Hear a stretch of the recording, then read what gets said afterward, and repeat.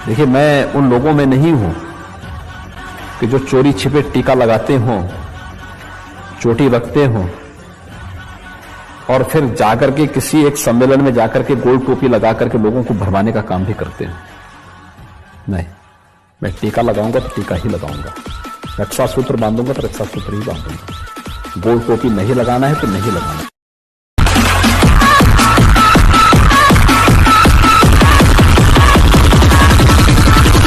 तेरा बाप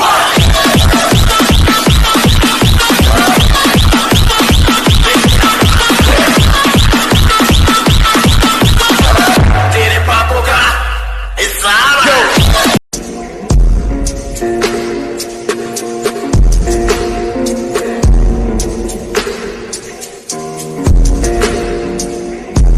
रुको जरा, सबर करो।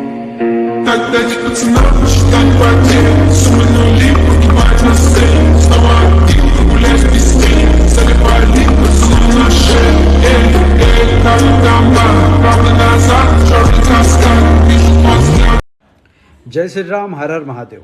मारने वाला देश कह रहा है कि हम हिंदुस्तान के झंडे लगे घर, मकान, गाड़ियों को छुएंगे तक नहीं। मार खाने वाला देश कह रहा है आप अपने नागरिकों को आराम से ले जाओ और मोदी जी से कह देना कि हमें भी बचा ले।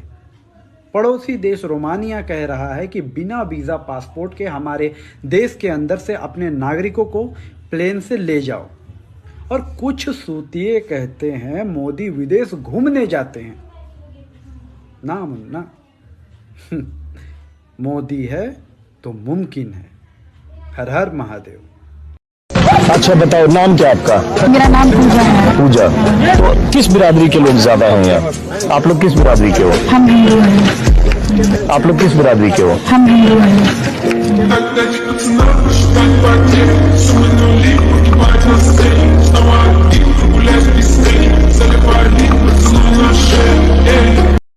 इस प्रकार की उपद्रवी गतिविधियों को कतई स्वीकार नहीं किया जाएगा। इस हिंसा में लिप्त प्रत्येक तत्व की प्रॉपर्टी को जब्त करेंगे और उस जब्त से सार्वजनिक संपत्ति को हुए नुकसान या कहीं पर पब्लिक प्रॉपर्टी को जो डैमेज किया गया है, इसकी भरपाई भी हम उन सभी उपद्रवियों से करेंगे, क्योंकि सब चिन्हित चेहरे हैं, वे सब वीडियोग्राफी में आ चुके हैं।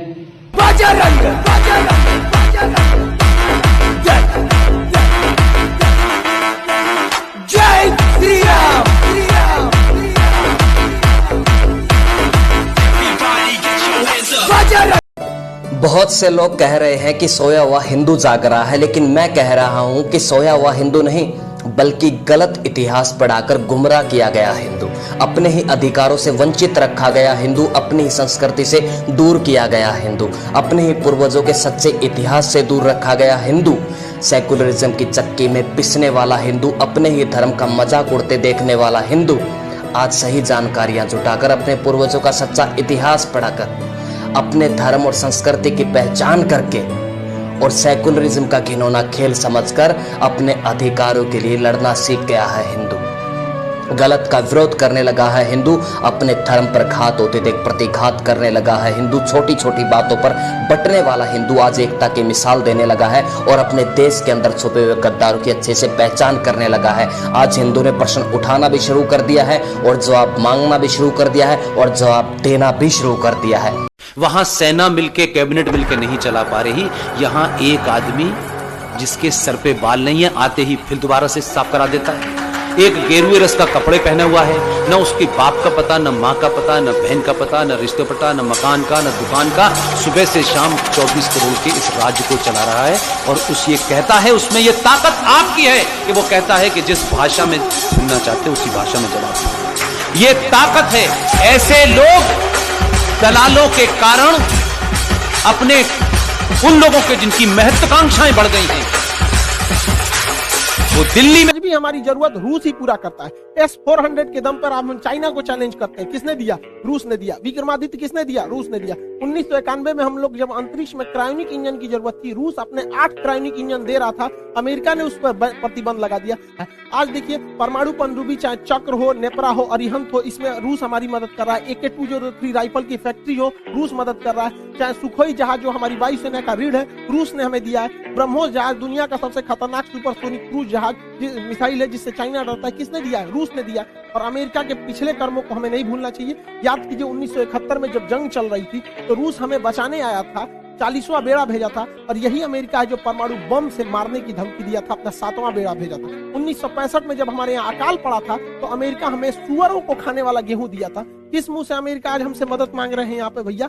जब 370 लगा था तो इसमें 7 रूस ने हमारा दिया था। यूएनओ में कश्मीर में जब जब मुद्दा आया था तो यूएनओ कहता था कि वहां के लोगों से पूछिए क्या होगा, तो रूस वहीं पे रोक लगाता था। हम कैसे भूल सकते हैं रूस को? रूस ही हमें सबसे ज्यादा हथियार दिया। आज भी भारत में 80% हथियार रूस से ही आ जाते हैं, हम इसको नहीं भुला सकते हैं। 1998 में जब भारत ने अपना परमाणु बम परीक्षण किया था, पूरी दुनिया खिलाफ हो गई थी, रूस साथ खड़ा था। कारगिल की लड़ाई हुई थी तो अमेरिका ने अटल बिहारी वाजपेयी से कहा था कि हम परमाणु बम मार देंगे भारत के ऊपर, तो अटल बिहारी वाजपेयी ने कहा था कि हम आधा हिंदुस्तान खोने के लिए तैयार हैं, लेकिन हम वचन देते हैं कि सुबह का सूरज पाकिस्तान नहीं देख पाएगा। रूस की जगह पे कोई भी देश रहता तो अपनी सिक्योरिटी को लेकर चिंतित होता ही। आप खुद सोचिए, अमेरिका यहाँ पे है, क्या मैक्सिको देश में अगर रूस अपनी सेना लगाएगा तो क्या अमेरिका चुप रहेगा? नहीं चुप रहेगा ना। कोई भी देश देखेगा कि आप यहाँ सेना लगा क्यों रहे। तो आप ही बताइए, अमेरिका अपनी नाटो सेना अगर यूक्रेन में लाएगा तो रूस के बॉर्डर से सटा देगा, तो रूस कैसे चुप रह सकता है? अपने देश पर बीतता है तो सबको खराब लगता है। आप ही बताइए, भारत है यहाँ पे, भारत के नीचे यहाँ श्रीलंका है। अगर पाकिस्तान अपनी फौज श्रीलंका में लगा देगा और श्रीलंका उसको परमिशन देगा तो भारत धोएगा कि नहीं धोएगा उसको? मूंछों पे ताव, हाथ में पिस्तौल और कांधे पे जनेऊ, शेर जैसा कलेजा, और वो आजाद थे और हमेशा आजाद ही रहे। महान क्रांतिकारी अमर शहीद चंद्रशेखर आजाद जी को बलिदान दिवस पे कोटि कोटि नमन। और अखिलेश जी? अखिलेश जी तो ऐसे थी कैसी, ऐसे नहीं बोलते। अखिलेश जी मेरे मन के फेवरेट नहीं है। क्यों नहीं है? कि वो ऐसा काम ही नहीं करते, मोदी जी इतना काम ही नहीं करते। अच्छा, अखिलेश जी कह रहे कि जब तुम बड़े हो जाओगे हम तुम्हें नौकरी देंगे। नहीं, मुझे नहीं चाहिए, सिर्फ मुझे मोदी योगी का नौकरी चाहिए। बुद्धि बहुत तेज है तुम्हारी। और मोदी योगी तो कह रहे कि नौकरी हम किसी को नहीं दे रहे। समझ दीजिए मेरा रुझान है छूटा।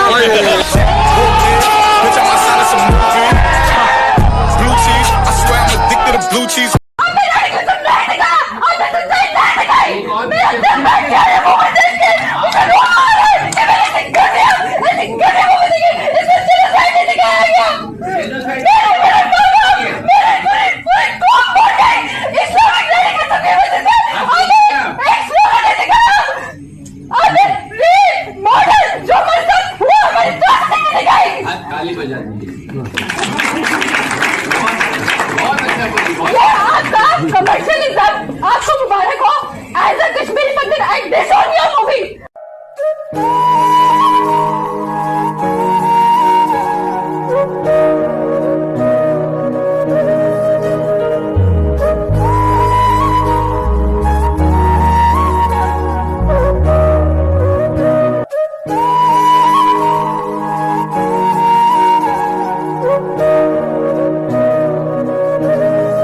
रूस और यूक्रेन के बीच वॉर शुरू होने ही वाली थी कि भारतीय सरकार ने एक एडवाइजरी जारी की जिसमें कहा गया कि सभी भारतीय यूक्रेन से वापस आ जाए। फिर जैसे ही रूस ने अटैक किया तो इन्हीं स्टूडेंट्स ने चिल्लाना शुरू किया कि भारतीय सरकार नाकारा है, हमें निकाल नहीं रही है। फिर अगले ही दिन भारतीय सरकार ने एक इवैक्यूएशन प्रोग्राम चालू किया जिसमें वहां फंसे भारतीयों को निकाला गया। वहां पर 20,000 भारतीय फंसे हुए हैं जिनमें से 4,000 को निकाला जा चुका है और 16,000 अभी भी वहीं पर हैं जिनको निकाला जा रहा है। वहीं दूसरी ओर यूएसए की अगर देखें तो यूएसए ने पहले एक एडवाइजरी जारी की जिसमें कहा कि वापस आ जाओ, हम तुम्हें नहीं निकाल पाएंगे। फिर उसके बाद अब जब जंग शुरू हो चुकी है, वहां से लोग निकल नहीं पा सकते हैं, तभी भी दूसरी एडवाइजरी जारी की जिसमें कहा गया कि हम भाई तुम्हें नहीं निकाल सकते हैं।